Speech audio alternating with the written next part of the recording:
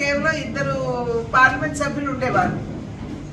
కానీ అంచెలంచెలుగా బలం పుంజుకుంటూ ప్రతి 5 సంవత్సరాలకు ఒక్కసారి జరిగే పార్లమెంట్ ఎన్నికల్లో నెమ్మదిగా తన సంఖ్యని పార్లమెంట్లో కూడా పెంచుకుంటూ ఇవాళ 240 సీట్లని సొంతంగా భారతీయ జనతా పార్టీ కైవసం చేసుకోవడం జరిగింది.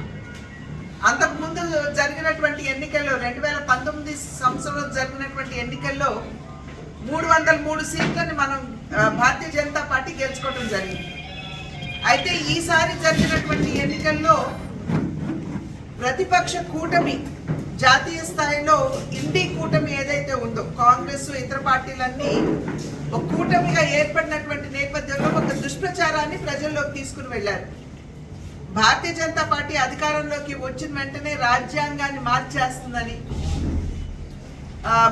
మస్జిద్లు చర్చిలు కూలగొడుతుందని, అది మాత్రమే కాకుండా రిజర్వేషన్లు ఎత్తివేస్తారని ఈ రకమైనటువంటి దుష్ప్రచారాన్ని సమర్థవంతంగా ప్రజల్లోకి తీసుకెళ్ళినటువంటి సందర్భంలో ఒకంత మాకు ఒక 60-63 సీట్లు తగ్గినటువంటి మాట వాస్తవం. అయితే ఇప్పుడు చూసినట్లయితే మొన్న జరిగినటువంటి మణిపూర్లో కూడా ఏదైతే లోకల్ బాడీ ఎలక్షన్స్ జరిగాయో, సాధారణంగా లోకల్ బాడీ ఎలక్షన్స్ లో స్థానికంగా ఉన్నటువంటి అంశాల మీద అక్కడ ఎన్నికలు జరుగుతాయి. కానీ దాంట్లో భారతీయ జనతా పార్టీ సంపూర్ణంగా మణిపూర్లో స్వీప్ చేసినటువంటి విషయం మీ అందరికీ కూడా నేను గుర్తు చేస్తున్నాను. ఇవాళ ఎక్కడ ఎన్నిక జరిగినా కూడా భారతీయ జనతా పార్టీ ఒక రకంగా విజయకేతనాన్ని ఎగురవేస్తుంది. దేశంలో 20 రాష్ట్రాల్లో త్రిపురలో జరిగినటువంటి ఎన్నిక, ఇవాళ దేశంలో 20 రాష్ట్రాల్లో భారతీయ జనతా పార్టీ అధికారంలోనో లేదా మిత్రపక్షంగా అధికారంలోనో ఉన్నటువంటి విషయాన్ని కూడా మనం ఇక్కడ ఒకసారి తరచి చూసుకోవాలి. ఇదంతా సాధ్యపడుతున్నది అంటే కింద ఉన్నటువంటి కార్యకర్తలు బాగా కష్టించి పనిచేసినటువంటి సందర్భంలో అనుకున్న ఫలితాన్ని భారతీయ జనతా పార్టీ కైవసం చేసుకోగలుగుతున్నది. ఆ కార్యకర్తల బలం కనుక చూసినట్లయితే 2014వ సంవత్సరంలో ఆన్లైన్ మెంబర్షిప్ మొట్టమొదటిగా మనం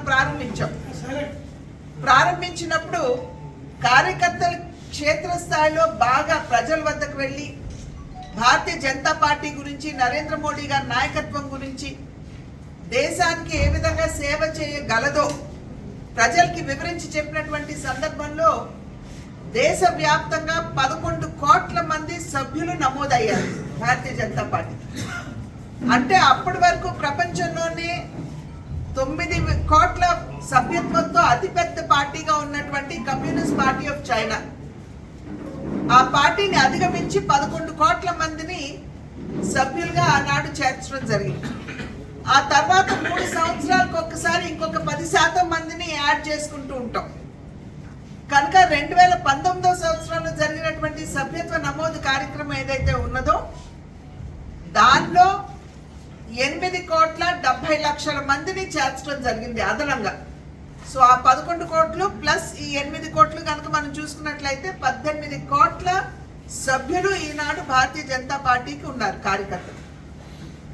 ఆంధ్ర రాష్ట్రంలో 2014వ సంవత్సరంలో దగ్గర 25 లక్షల మందిని ఆనాడు చేర్చడం జరిగింది. ఆ తర్వాత తిరిగి సభ్యత్వ నమోదు కార్యక్రమం చేసినప్పుడు 2019లో అదనంగా ఇంకొక 7 నుండి 8 లక్షల మందిని చేర్చడం జరిగింది. కనుక దగ్గర 35-36 లక్షల సభ్యులు ఇవాళ ఆంధ్ర రాష్ట్రంలో భారతీయ జనతా పార్టీకి ఉన్నారు అనేది మనకు అర్థమవుతున్నటువంటి విషయం. అయితే 6 సంవత్సరాలకు ఒకసారి సంపూర్ణంగా సభ్యత్వం చేయాలి. 2014లో జరిగింది. మళ్ళీ మధ్యలో ఈ కరోనా వాటి వలన కొంచెం జాప్యం జరిగింది కాబట్టి ఇప్పుడు మళ్ళీ మొన్న మే జూన్లో చేయవలసి ఉన్నప్పటికీ ఎన్నికలు ఉన్నాయి కాబట్టి 1 సంవత్సరం దాన్ని పొడిగించి నడ్డా గారి జాతీయ అధ్యక్ష